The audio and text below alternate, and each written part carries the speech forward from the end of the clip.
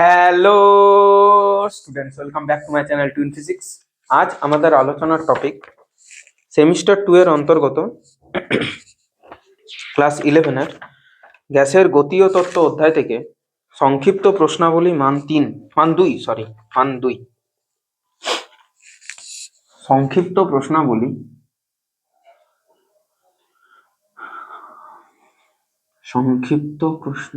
মান 2। তো আজকের ভিডিওতে আমরা জেনারেলি আলোচনা করব ফুল মান 2 এর যতগুলো রয়েছে, যেটা 23টা প্রশ্ন রয়েছে, সেই 23টা প্রশ্ন আলোচনা করব আজকের ভিডিওতে। আশা করি তোমরা সবাই ভালো আছো, সুস্থ আছো, এবং তার চেয়েও বেশি ইম্পর্টেন্ট, তোমাদের প্রিপারেশন ফর সেকেন্ড সেমিস্টার ভীষণ ভালো চলছে। প্রথম প্রশ্ন বলা হয়েছে যে আদর্শ গ্যাস ও বাস্তব গ্যাসের মধ্যে পার্থক্য কি। তো এটা অনায়াসেই পেয়ে যাবে, এটা যে কোনো টেক্সট বুক দেখবে পেয়ে যাবে। এটার জন্য আশা করি চ্যানেলের ভিডিওটা দেখছো না। প্রমাণ উষ্ণতা ও প্রমাণ চাপে 1 সেন্টিমিটার কিউব হাইড্রোজেন এবং 4 সেন্টিমিটার কিউব অক্সিজেন গ্যাস আছে, কোন গ্যাসে অণুর সংখ্যা বেশি? তো আমরা জানি একটা জিনিস, যে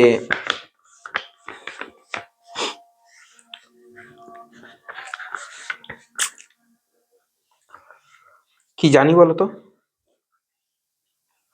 টেম্পারেচার আর চাপ যদি কনস্ট্যান্ট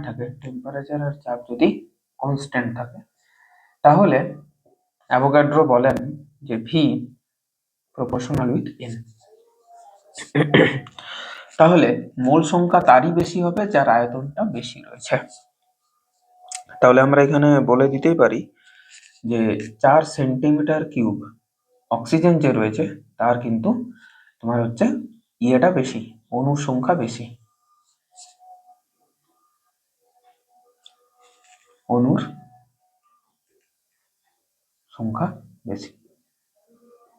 বলো, বোঝা গেল?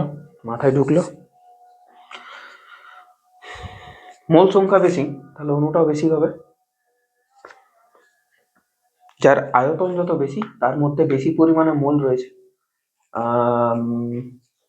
মোল সংখ্যা, আর তাহলে তার অণুর সংখ্যাটাও বেশি হবে। যত বেশি মোল তত, ঠিক আছে, কোনো অসুবিধা নেই। বা যদি আমরা লাগাই, দেখো একটা জিনিস হচ্ছে ব্যাপার, যে যদি আমরা সূত্রটাকে অ্যাপ্লাই করি, কথার কথা বলছি, যে আমরা ইউজ করছি পিভি সমান এন আর টি। সাপোজ এটা যদি আমি বার করি, প্রথমত হচ্ছে হাইড্রোজেন গ্যাসের ক্ষেত্রে পি, ভিটা তো জানি না, হ্যাঁ ভিটা দিয়েছে 1 সেন্টিমিটার কিউব, তাহলে এখানে এনটা জানি না, এনটা কত গ্রাম সেটা তো দেওয়া নেই না, সেটা হচ্ছে তোমার ওয়েট ডিভাইডেড বাই হচ্ছে তোমার মলিকুলার ওয়েট, ইন্টু আর সবার জন্য সেম, আর টেম্পারেচার সেম। আর এটা হাইড্রোজেনের জন্য করলাম, এই একই জিনিস যদি অক্সিজেনের জন্য করি, তাহলে আমরা বলতে পারি যে পি গুণিত 4 সমান হচ্ছে কতটা ওয়েট নিয়েছি ডিভাইডেড বাই তোমার মাস ইয়েটা ইন্টু আর ইন্টু টি। তো আমরা দেখতে পাচ্ছি যে এটা হচ্ছে ডাব্লিউ, মানে কত ওয়েট নিয়েছি জানি না সেটা আমরা, তাহলে ডাব্লিউ রাখছি, W of H2 into R T divided by হচ্ছে হাইড্রোজেনের হচ্ছে এটা 2, আর এখানে হচ্ছে W of O2 into R T divided by এর জন্য হচ্ছে 32। তাহলে যদি আমি বলি যে অণুর সংখ্যা কত, অণুর সংখ্যা যার বেশি তার ওয়েটটাও বেশি হবে। তো এখান থেকে যদি আমি নির্ণয় করি যে WH2 এটা কত হচ্ছে, না এটা আমরা বলে দেবো যে 2p/RT, আর সেখানে এইটা যদি বলি যে ওয়েট অফ O2, সেটা আমরা করবো 32 দুগুণে 64 দুগুণে 128 p/RT।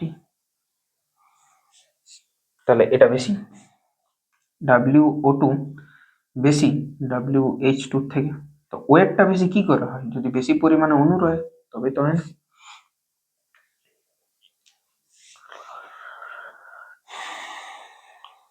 আর একটা কাজ করতে পারি আমরা এখান থেকে, ওয়েটটা কি করে বার করতে পারি?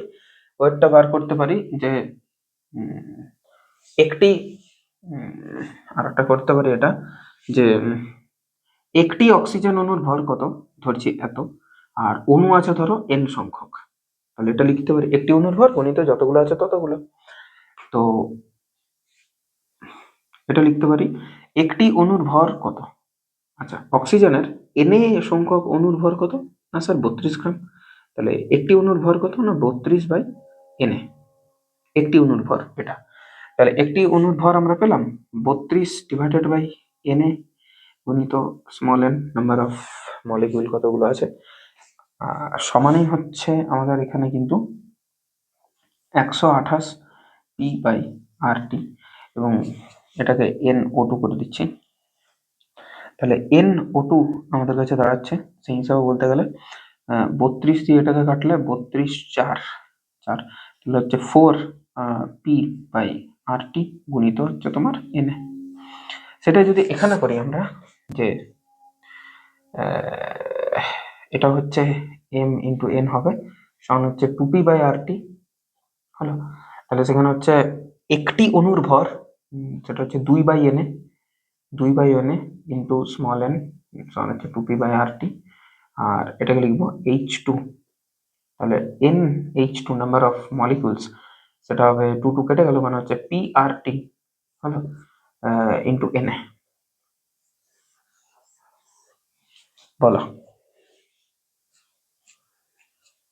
এর থেকে বেশি ডিটেলস এক্সপ্লেনেশন আশা করি দরকার নেই। তো আমরা প্রথমেই বলে দিয়েছিলাম এই কথাটা,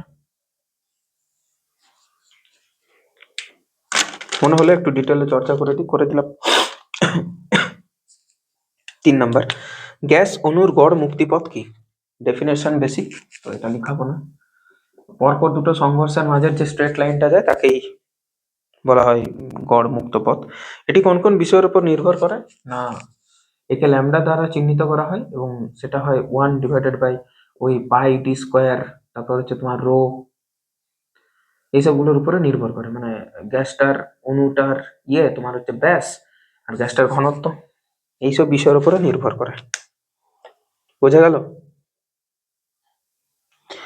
আচ্ছা, নেক্সট কি বলেছে, দেখাও যে সমান তাপমাত্রায় সমস্ত গ্যাসের একটি অণুর গড় গতিশক্তি সমান। ওকে, এটা শক্তির সমবিভাজন নীতি থেকে আমরা বলতে পারি সমান তাপমাত্রা যদি হয় তাহলে সবারই নাকি একটি অণুর গড় গতিশক্তি নাকি সমান। তো আমরা ধরছি যে কোনো পরমাণুর পরমাণুর বা অণুর বললেও চলতো, কোনো অণুরই বলছি আমি, কোনো অণুর একটি কোনো অণুর একটি স্বাধীনতার মাত্রার বরাবর, স্বাধীনতার মাত্রা বরাবর মোট শক্তি কত হয়, এটা শক্তির সমবিভাজন নীতি থেকে আমরা জানি যে 1/2 কেবিটি করে হয়। ওকে, তাহলে এন সংখ্যক অণুর কত হবে? এন সংখ্যক অণুর মোট শক্তি 1/2 কেবিটি ইন্টু এন। এই যে কেবি ইন্টু এন, একে বলা হয় আর, তাহলে 1/2 RT। এটা হচ্ছে এন সংখ্যক অণুর, এন সংখ্যক অণু মানেই তো এক মোল অণু। তো আমাকে এনটা না বার করতে বলেনি, একটি অণু বলেছে, সেটা এটাতে যাওয়ার দরকার নেই, ওটাও ধ্রুবক যদিও, যাই হোক ছেড়ে দাও। এটাকে তুমি এক কাজ করো, এটা তো একটি স্বাধীনতার মাত্রার জন্য বললাম, ওর যদি স্বাধীনতার মাত্রা এফ সংখ্যক হয়, তাহলে এফ সংখ্যক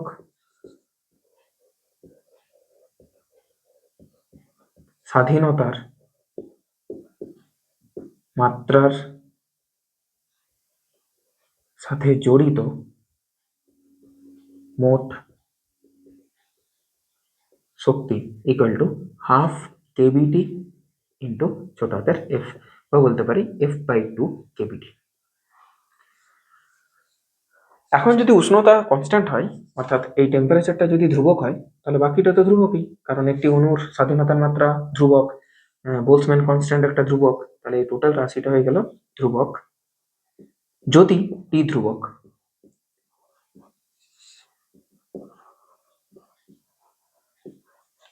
যদি টি ধ্রুবক। ব্যাস এটাই রিজন। 5, গ্যাসের গতীয় তত্ত্ব অনুসারে দেখা হচ্ছে একটি আদর্শ গ্যাসের অণুর গড় গতিশক্তি ওই গ্যাসের পরম তাপমাত্রার সমানুপাতিক। গড় গতিশক্তি, হ্যাঁ এখান থেকে দেখতে পাওয়া যাচ্ছে 5 নম্বরটা, যে টোটাল যে কাইনেটিক এনার্জিটা যেটা দাঁড়ালো, টোটাল এনার্জি বলো বা কাইনেটিক এনার্জি বলো, বিকজ এটা ভাইব্রেশনাল এনার্জি কিংবা পোটেনশিয়াল এনার্জি আমরা গণ্য করি না, হুইচ ইজ প্রপোর্শনাল টু টি, কারণ বাকিটা তো ধ্রুবক। এটা থেকে বলা গেল। 6, গ্যাসের উষ্ণতা হ্রাস করলে কোনো আদর্শ গ্যাসের গড় বর্গবেগের বর্গমূল মানে সিআরএমএস এর মান কিভাবে পরিবর্তিত হবে? খুব ভালো একটা প্রশ্ন দিয়েছে, যে উষ্ণতা পরিবর্তিত হলে সিআরএমএস এর মান কিভাবে পরিবর্তিত হবে। তো সিআরএমএস এর মান কিভাবে পরিবর্তিত হবে জানতে হলে সিআরএমএস এর রাশিমালা জানা দরকার। সিআরএমএস এর রাশিমালা জানা দরকার।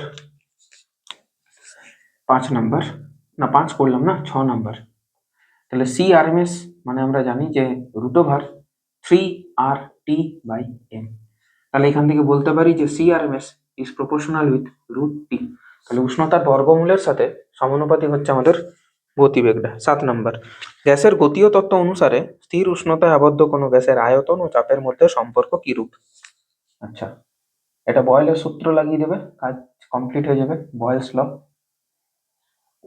আশা করি পেরে যাবে। এর পরেরটা হচ্ছে গ্যাসের গতীয় তত্ত্ব অনুসারে স্থির আয়তনে আবদ্ধ কোনো গ্যাসের উষ্ণতা এবং চাপের সম্পর্কটি কিরূপ? উষ্ণতা এবং চাপ মানে পিটি রিলেশন। পিটি রিলেশন মানে হচ্ছে চাপের সূত্র, এটা করে দেবে পিটি ভার্সেস টি। এটা হচ্ছে পিভি সমান কনস্ট্যান্ট, এটা করবে চাপের ল বা চাপের সূত্র, সেটা হচ্ছে P proportional with T. 9 number, কি শর্তে বাস্তব গ্যাস আদর্শ গ্যাসের মতো আচরণ করে এবং কেন? শর্তটা তো আমি বলে দিতেই পারি এক লাইনে, কিন্তু আই উইল এক্সপ্লেন যে কেন, what is the reason behind it.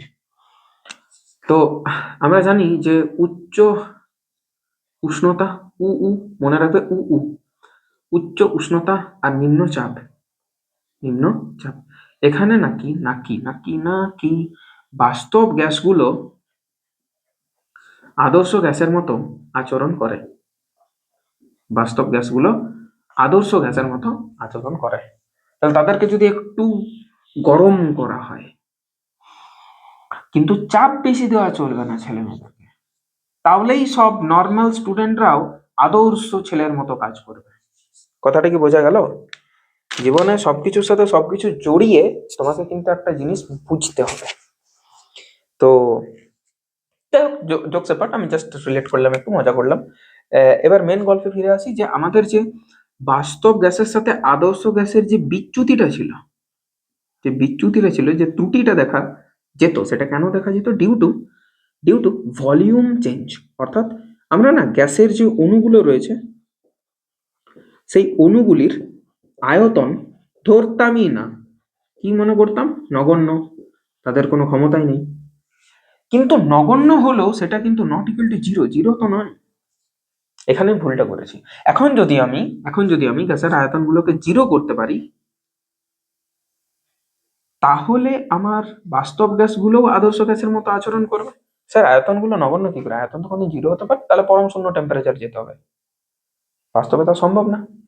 তাহলে আমি এক কাজ করব, অণুগুলো যে পাত্রে রাখা হয়েছে সেই পাত্রের মধ্যে গ্যাসের আয়তন তাকে বাড়িয়ে দেব। গ্যাসের আয়তন বলছি, অণুগুলোর আয়তন বলিনি। গ্যাসের আয়তন অণুগুলোর আয়তনের মধ্যে পার্থক্য আছে, একটু ভাববার চেষ্টা করো। আমি গ্যাস অণুগুলির আয়তন বলছি।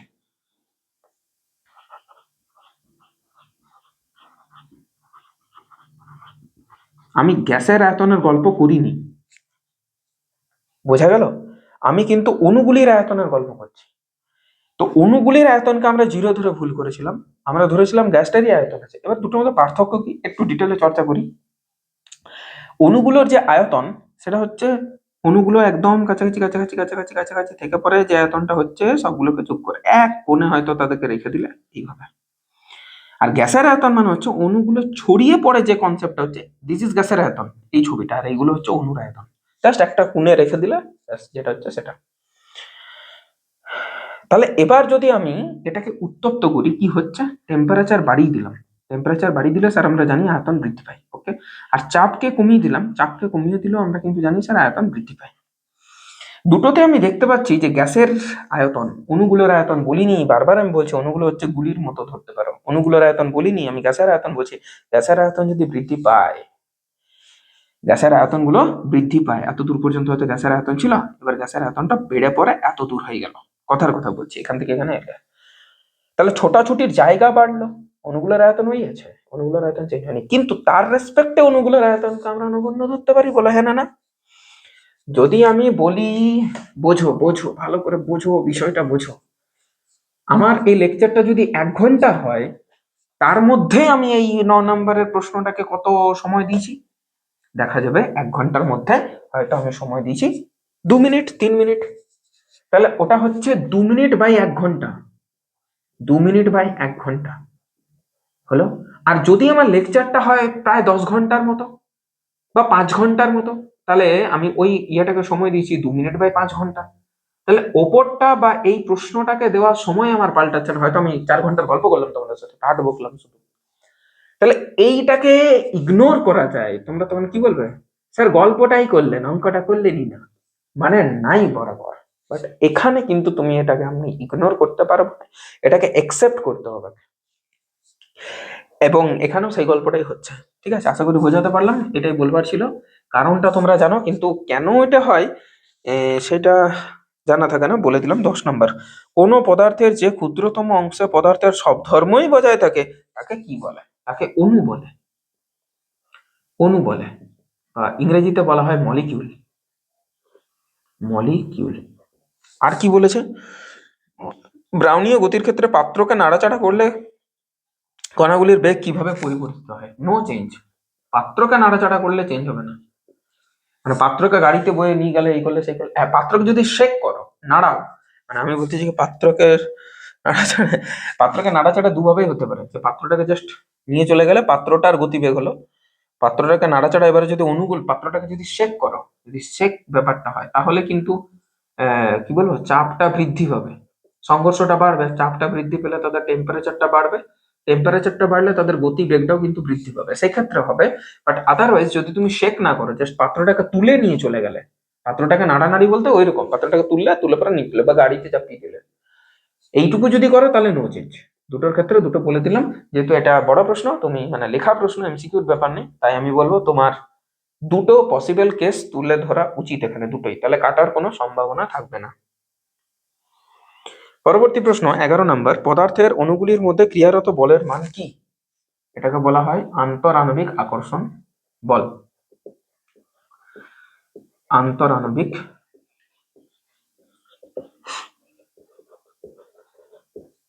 আকর্ষণ বল। কোন তত্ত্বের প্রতিষ্ঠায় ব্রাউনীয় গতি সহায়ক? কোন তত্ত্বের? গ্যাসীয় তত্ত্ব বলা যেতে পারে, গ্যাসীয় তত্ত্ব বলা যেতে পারে, গ্যাসীয় তত্ত্বের সহায়ক হচ্ছে ব্রাউনীয় গতি। 12 নম্বর, কার্বন ডাইঅক্সাইড পূর্ণ একটি গ্যাস জারের উপর অপেক্ষাকৃত হালকা হাইড্রোজেন গ্যাসপূর্ণ একটি গ্যাস জার উপর করে রাখা হলে দেখা যায় উভয় গ্যাস জারে কার্বন ডাইঅক্সাইড ও হাইড্রোজেনের একটি সমসত্ব মিশ্রণ তৈরি হয়েছে। এই মিশ্রণ প্রক্রিয়াটির নাম, মানে এই যে হলো, এই যে মিশে গেল, এই প্রক্রিয়াটির নাম কি? এই প্রক্রিয়াটার নাম হচ্ছে ব্যাপন। ব্যাপন ইংরেজিতে বলা হয় ডিফিউশন, যেখানে ঘনত্ব বেশি সেখান থেকে যেখানে ঘনত্ব কম সেদিকে ছুটে যাওয়া। এবার বলা হচ্ছে যে গ্যাস অণুগুলির আরএমএস গতিবেগ গড় গতিবেগের চেয়ে বেশি না কম হয়? আমি এখানে একটু আলোচনা করে দিই, সি আরএমএস এর মানটা বলে দিচ্ছে এখানে, সি অ্যাভারেজের মানটা বলে দিচ্ছে এখানে, আর সি মোস্ট প্রবাবল ভেলোসিটি মানে সম্ভাব্যতম বেগের মানটা বলে দিচ্ছে। তো আরএমএস ভেলোসিটি হয় 3RT/m, তার রুট ওভার অ্যাভারেজ ভেলোসিটি যেটা হয়, সরি মোস্ট প্রবাবল ভেলোসিটি যেটা হয়,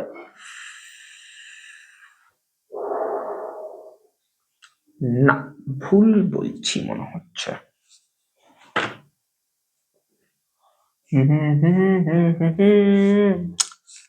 এভারেজ ভেলোসিটি 1 মিনিট, তোমার হচ্ছে ভেলোসিটিটা মাঝে থাকে, হ্যাঁ মাঝে মনে হচ্ছে আচ্ছা, এভারেজ এইটা হয় কিন্তু 2RT/m, আর এটা হচ্ছে তোমার 8RT বাই পাই এম। সেই রেসপেক্টে ধরতে গেলে সি আরএমএস সবচেয়ে বড়, দেন সি বার কিংবা সি এভারেজ যাই বলো, আর দেন হচ্ছে সি মিন।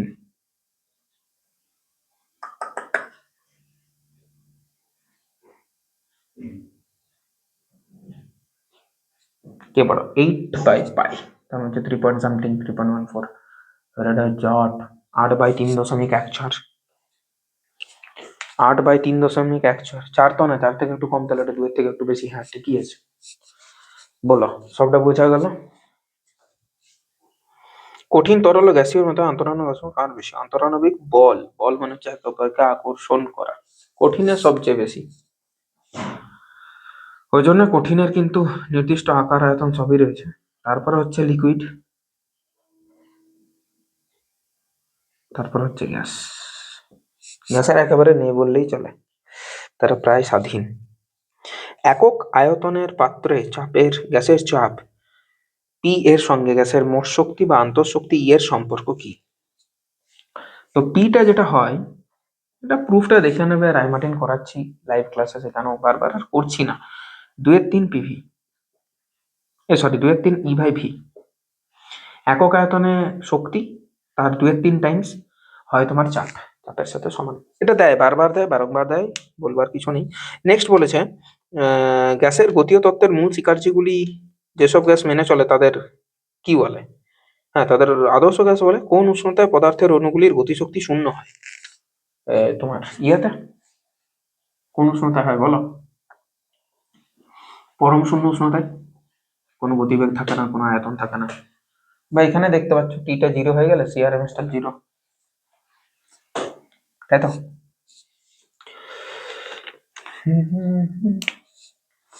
छुपाना भी नहीं आता, दिखाना भी नहीं आता। এটা করবে আর টি ইজিক্যাল টু 0 কেলভিনে এই জিনিসটা পাওয়া যায়। 11 নম্বর, van der Waals gas equation কোন গ্যাসের জন্য প্রযোজ্য? বাস্তব গ্যাসের জন্য প্রযোজ্য। গ্যাস। আদর্শ গ্যাসের ক্ষেত্রে ভ্যান ডার ওয়ালস ধ্রুবক দুটির মান নির্ণয় করো, মানে এ আর বি এর মান নির্ণয় করতে বলেছে। তো এ আর বি এর মান ডিফারেন্ট ডিফারেন্ট গ্যাসেস এর জন্য ডিফারেন্ট ডিফারেন্ট থাকে।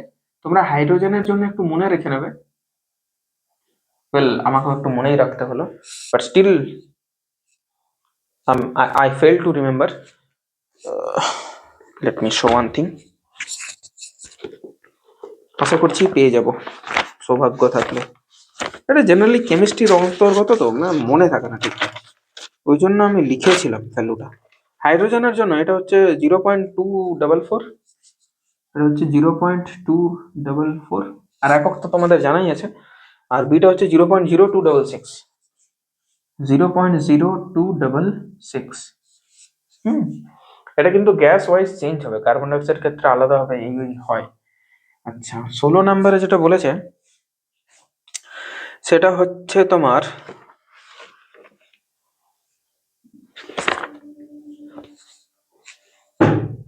হুম 16 নম্বরে যেটা বলেছে সেটা হচ্ছে কি তোমার, কোনো মাধ্যমে ব্রাউনীয় গতির ক্ষেত্রে কণাগুলি যত ক্ষুদ্র হয় এদের বেগ তত বৃদ্ধি পায়। কণাটা ছোট হলে, মাসটা যদি কম হয় তাহলে বৃদ্ধি পাবে, বাধাজনিত বলটা কম পাবে, তাহলে বৃদ্ধি পায়। এবং এটা না আমরা ইয়ের থেকেও বলতে পারি, রেডিয়াসটা যত ছোট হবে না, তাহলে তার প্রান্তীয় বেগটা বৃদ্ধিই পাবে। সান্দ্রতা থেকেও বলতে পারি, কেমন? আচ্ছা, কোনো মাধ্যমে ব্রাউনীয় গতির ক্ষেত্রে মাধ্যমের সান্দ্রতা যত কম হয় কণাগুলির বেগ তত বেশি হয়। ঠিক না ভুল? ঠিক। গতিবেগটা কিন্তু সান্দ্রতাঙ্কের সাথে ব্যস্তানুপাতিক হয়, ঠিক আছে? তাহলে সেখান থেকে ঠিক বলতে পারি এটাকে আমরা। নেক্সট কি বলবো, 17 নম্বর, তিনটে অণুর বেগ এত এত এত, এদের আরএমএস বেগ কত হবে? তো প্রথমত আমরা করবো এদের square, 4 8 12, 4 square plus 8 square plus 12 square, whole divided by 3, মানে মিন নিয়ে নিলাম, তার রুট নিয়ে নিলাম। তাহলে এখানে লা লা লা লা, হে হে হে হে, এখানে তাহলে এইটা তো হয়ে যাবে 16, এটা হয়ে যাবে 16, আর এটা হয়ে যাবে 64, আর এটা হয়ে যাবে 144 ডিভাইডেড বাই 3 তার রুট। তাহলে এখানে হচ্ছে তোমার 6 4 10 4 14 4 হাতে থাকলে 1, 14 আর 6 20, 21 22 বাই 3। এটাকে করলে হচ্ছে 4 2 6 2 8 হবে না, মোটামুটি অ্যাপ্রক্সিমেটলি 3 7 21 1 14, 3 4 12, 3 6 18 এরকম দাঁড়াচ্ছে। এখানেই ছেড়ে দেবো, আর কোনো উপায় নেই। এটাকে রুট করার প্রসেস উইদাউট ক্যালকুলেটর আমার জানা নেই, যদি কেউ পারো করে নেবে।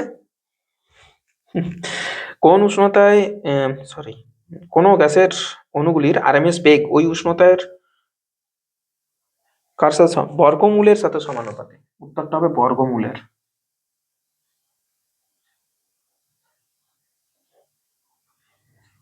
18 নম্বর, স্থির আয়তনে কোনো গ্যাসের তাপমাত্রা বৃদ্ধি করলে স্থির আয়তন, আচ্ছা, গ্যাসের অণুগুলির একক সময়ে ধাক্কার সংখ্যা। আচ্ছা, আয়তনটা স্থির মানে ওইটুকু জায়গা রেখেছে, বাট কি করেছি আমি, টেম্পারেচার বাড়িয়ে দিয়েছি, তাহলে তোর গতি শক্তি বাড়বে, চাপ বাড়বে, গতি শক্তি বাড়বে, র্যান্ডামনেসটা বাড়বে, ছোটাছুটি বেশি করবে, ধাক্কার সংখ্যা ড্যাশ পাবে, বৃদ্ধি পাবে। কমন সেন্স একেবারে, বৃদ্ধি পাবে, কারণ তাদের শক্তি বাড়িয়ে দিয়েছি।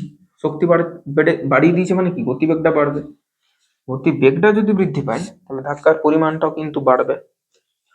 তাহলে আমরা 18 নম্বরে যদি যাই, 18 নম্বরে আমরা কি বলবো না, বাড়বে।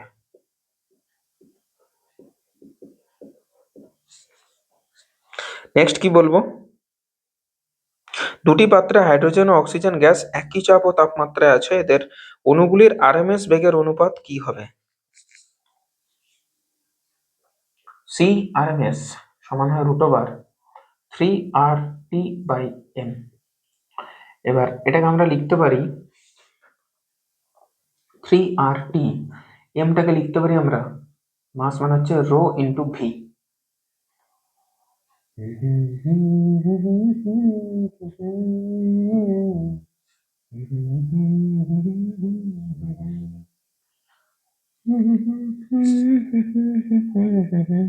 একই চাপ ও তাপমাত্রা আছে, তাপমাত্রাটা সেম আর চাপটা same.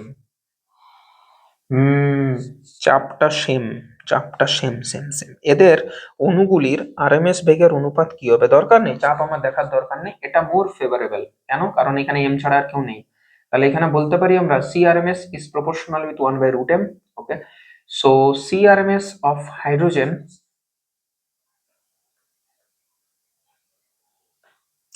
R oxygen, hydrogen divided by CRMS of oxygen, এটা হয়ে যাবে √m of oxygen divided by m of hydrogen। So এটা 32, এটা 2, তাহলে এটা 16 মানে 4, 4:1। না, একই তো হবে না, অনুপাতটা বলে দিলাম। একই উষ্ণতায় বিভিন্ন গ্যাস অণুর আরএমএস বেগের সঙ্গে গ্যাস অণুগুলির গ্রাম আণবিক ভরের সম্পর্ক। গ্রাম আণবিক ভরের সম্পর্ক বার করে দিয়েছি অলরেডি, কোনো ব্যাপার নেই। CRMS proportional with 1/√m হয়েছে। গতীয় তত্ত্ব অনুসারে যেহেতু গ্যাস অণুগুলির মধ্যে কোনো আকর্ষণ বল নেই, তাই এদের সম্পূর্ণ শক্তি কাইনেটিক এনার্জি বা গতি শক্তি। 20 নম্বর, এটা দিয়ে দিয়েছে এখানে, এর মাত্রা বি এর মাত্রা করে নেবে, এটা নর্মাল একটা ব্যাপার, যে A/v² হবে চাপের মাত্রা, মানে L² ইন্টু T²-2, এখান থেকে এটা বসাবে, হয়ে যাবে, নর্মাল ব্যাপার। এটা সে ফার্স্ট চ্যাপ্টার থেকে করে আসছো, বিটাও করবে। হ্যাঁ, 21 নম্বরটাতে বি জানতে চেয়েছে, এটাও করতে পারবে। বি তো এমনি মুখে মুখে হবে, L³ হয়। আর কি বলেছে, গতীয় তত্ত্বের আলোচনায় গড় বেগ অপেক্ষা ড্যাশ বেশি হয়, গড় বেগ অপেক্ষা কি বেশি হয়? তো আমি একটু আগে সে লিখলাম না, নিজেই দেখতে পাচ্ছ, আরএমএসটা হয় √3RT/m, অ্যাভারেজ যেটা হয় সেটা হচ্ছে √8RT/m, আর যেটা মোস্ট প্রবাবল ভেলোসিটি হয় সেটা হয় √2RT/m।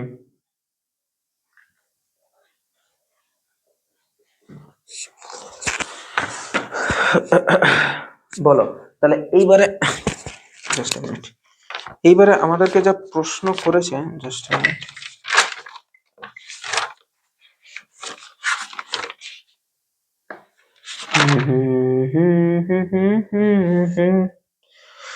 মোস্ট প্রবাবলটা 2RT/m, হ্যাঁ মোস্ট প্রবাবলটা 2RT/m, হ্যাঁ একদম পারফেক্ট রয়েছে, কোনো অসুবিধা নেই।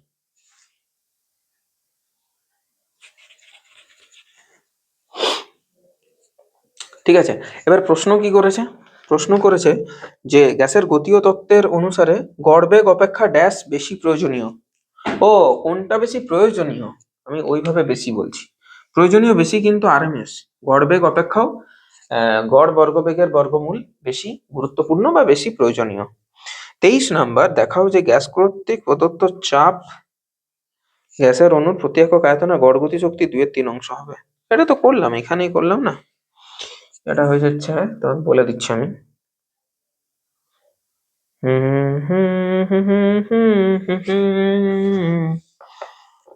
22 নাম্বারটা হচ্ছে সেম অ্যাজ 13 নাম্বার না? হ্যাঁ 13 নাম্বার। পি হয় 2/3 E/V। এটা দেখাতে বলেছে, এটা দেখাবে তুমি ইয়ার থেকে দেখাবে, এটা তুমি দেখাবে, করে দেবো নাকি? আচ্ছা ঠিক আছে, না করে দিচ্ছি। এটা দেখাবে তুমি ওই চাপের যে রাশিমালা রয়েছে না, সেইখান থেকে দেখাবে, সুবিধা হবে, তাহলে সমস্যায় পড়বে না কোনো।